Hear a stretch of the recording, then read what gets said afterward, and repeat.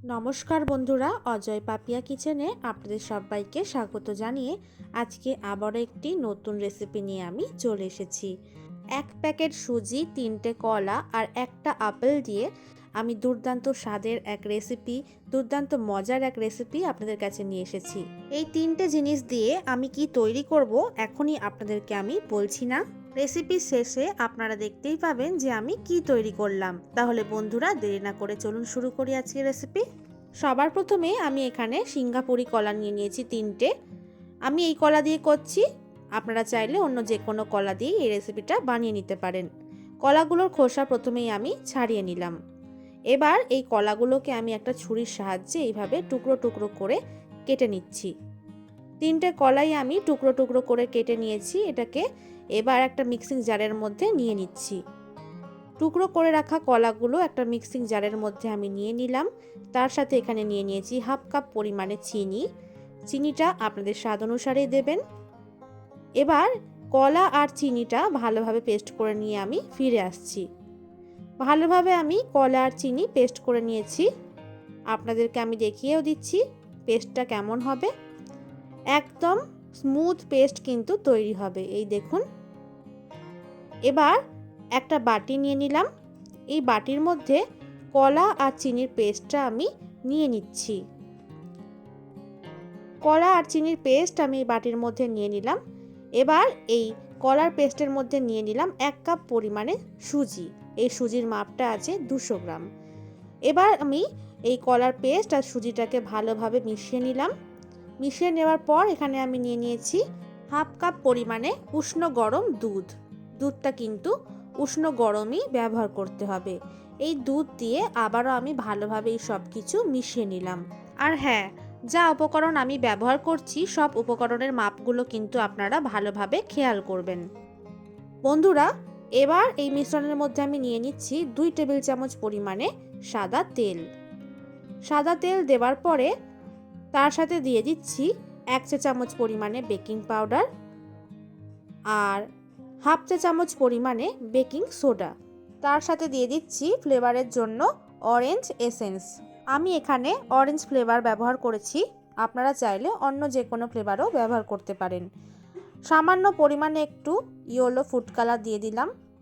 এবার এই সব উপকরণ দিয়ে আবারও ভালোভাবে আমি মিশিয়ে নেব। ভালোভাবে মিশিয়ে নেওয়া হয়ে গেছে। এটাকে ঢাকা দিয়ে 5 মিনিটের জন্য রেখে দিলাম। এদিকে আমি একটা আপেল নিয়ে নিয়েছি। এবার একটা ছুরির সাহায্যে এই আপেলের খোসাটা আমি ছাড়িয়ে নেব। বন্ধুরা, আপনাদের কাছে অনুরোধ করছি আপনারা ভিডিওটি শেষ পর্যন্ত দেখতে থাকুন। এই দেখুন, আপেলের খোসাটা আমি ছাড়িয়ে নিয়েছি। এবার একটা গ্রেটার নিয়ে নিয়েছি। এই গ্রেটার দিয়ে আপেলটাকে ভালোভাবে আমি গ্রেট করে নেব। বন্ধুরা, আপেলটা আমি গ্রেট করে নিয়েছি আর আপেলের মাঝখানে দানার অংশটা কিন্তু আমি বাদ দিয়ে দিলাম। এবার ওভেনের মধ্যে একটা কড়াই বসিয়ে নিয়েছি। কড়াইয়ের মধ্যে গ্রেট করা আপেলটা আমি দিয়ে দিলাম। এই আপেলের মধ্যেই দিয়ে দিচ্ছি 2 টেবিল চামচ পরিমাণে চিনি। চিনিটা আপনারা বুঝেই ব্যবহার করবেন। আপেলের মিষ্টি অনুসারে চিনিটা ব্যবহার করতে হবে আর গ্যাসের ফ্লেম মিডিয়ামে রাখতে হবে। চিনি দেওয়ার পরে ভালোভাবে নেড়ে চেড়ে নিচ্ছি যতক্ষণ না চিনিটা ভালোভাবে গলে যায়। চিনিটা এবার ভালোভাবে গলে গেছে। এবার আমি দিয়ে দিচ্ছি সামান্য পরিমাণে একটু নুন। নুন দেওয়ার পর আবারও আমি নেড়েচেড়ে ভালোভাবে মিশিয়ে নেব।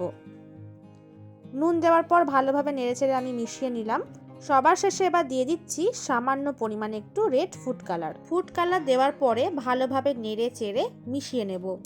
আরও একটা কথা আপনাদেরকে আমি বলে রাখছি, আপনারা চাইলে কিন্তু বিটের রঙও ব্যবহার করতে পারেন, তবে আমি রেড ফুড কালার ব্যবহার করেছি, অথবা চাইলে কোনো কালারের ব্যবহার নাও করতে পারেন। আমি এখানে দেখতে সুন্দর হওয়ার জন্য কালারটা ব্যবহার করেছি। দেখুন বন্ধুরা, ফুড কালারটা দেওয়ার পরে নেড়েচেড়ে ভালোভাবে মিশিয়ে নিয়েছি আর আপেলের জ্যামটা কিন্তু তৈরি হয়ে গেল। এবার কড়াই দিয়ে আমি নামিয়ে নিচ্ছি। এবার এদিকে দেখুন 5 মিনিট হয়ে গেছে, ঢাকনাটা আমি খুলে নিয়েছি। এবার এই ব্যাটারটাকে আমি আবারও ভালোভাবে একটু মিশিয়ে নিলাম। আর ব্যাটারের ঘনত্বটা কিন্তু একদম ঘন, আবার একদম পাতলাও হবে না। এদিকে দেখুন আমি 3টে স্টিলের বাটি নিয়ে নিয়েছি। স্টিলের বাটির মধ্যে সামান্য পরিমাণে একটু সাদা তেল দিয়ে দিচ্ছি। 3টে বাটির মধ্যেই সাদা তেল নিয়ে নিয়েছি। সাদা তেলটা ভালোভাবে এই বাটির মধ্যে আমি মাখিয়ে নিলাম। মাখিয়ে নেবার পর এই বাটিগুলোর মধ্যে 1 হাতা করে সুজির ব্যাটারটা আমি নিয়ে নেব।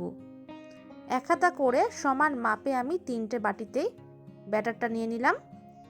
ব্যাটারটা নেওয়ার পরে 1 টেবিল চামচ করে আপেলের যে জ্যামটা আমি তৈরি করলাম সেই জ্যামটা এই ব্যাটারের ওপর দিয়ে ঠিক মাঝখানে এইভাবে নিয়ে নিলাম। এইভাবে আপেলের জ্যামটা নেওয়ার পর ওপর দিয়ে আরও 1 হাতা করে সুজির ব্যাটারটা আমি নিয়ে নিচ্ছি। মাপটা কিন্তু একদম সমানই রেখেছি, 3টে বাটিতে সমানভাবেই কিন্তু আমি ব্যাটারটা ব্যবহার করলাম। আর বাটিগুলো কিন্তু একদম ভর্তি করে ভরা যাবে না, একটু ফাঁকা রেখেই ভরতে হবে। এদিকে ওভেনের মধ্যে কড়াই বসিয়ে একটা স্ট্যান্ড বসিয়ে নিয়ে ঢাকা দিয়ে কড়াইটাকে আমি হাই ফ্লেমে 10 মিনিটের জন্য গরম করে নিয়েছিলাম।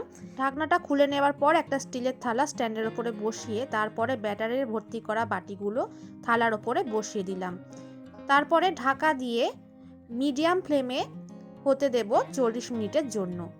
40 মিনিট পর আমি ভালোভাবে গ্যাসের ফ্লেম বন্ধ করে দিয়ে ঠান্ডা করে নিয়েছি। এখন অনেকটাই ঠান্ডা হয়ে গেছে, তারপরে ঢাকনাটা খুলে নিয়েছি। বন্ধুরা, আপনারা দেখতেই পাচ্ছেন যে কত সুন্দরভাবে কেকটা তৈরি হয়েছে। আপনাদেরকে একটা টুথপিকের সাহায্যে দেখিয়ে দিচ্ছি। এই দেখুন, একটুও ব্যাটার কিন্তু লেগে নেই, আপনারা বুঝতেই পাচ্ছেন।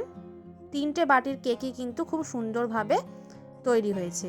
এবার আমি এই বাটিগুলো কড়াইয়ের মধ্যে দিয়ে নামিয়ে নিলাম। এই দেখুন, তাহলে বন্ধুরা আপনারা বুঝতেই পারলেন যে আমি কি তৈরি করলাম। কলা, সুজি আর আপেল দিয়ে খুব সুন্দর কেক তৈরি করে ফেললাম। কেকটা কিন্তু এখনও গরম আছে, পুরোপুরি ঠান্ডা হয়ে যায়নি। আর বাটির মধ্যে থেকে কেকগুলো কিন্তু খুব সহজেই বেরিয়ে আসছে, আপনারা দেখতেই পেলেন।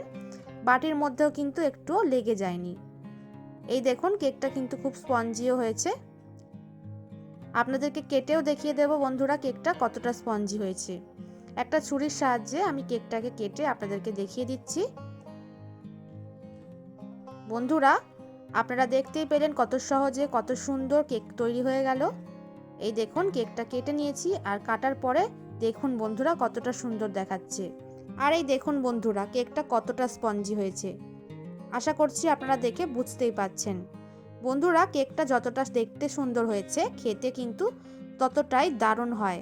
একবার হলেও আপনাদের কাছে অনুরোধ রইল এই রেসিপিটি বাড়িতে বানিয়ে খাওয়ার জন্য। তারপরে আমাকে কমেন্ট করে জানাতে কিন্তু ভুলবেন না যে আপনাদের কেমন লাগলো।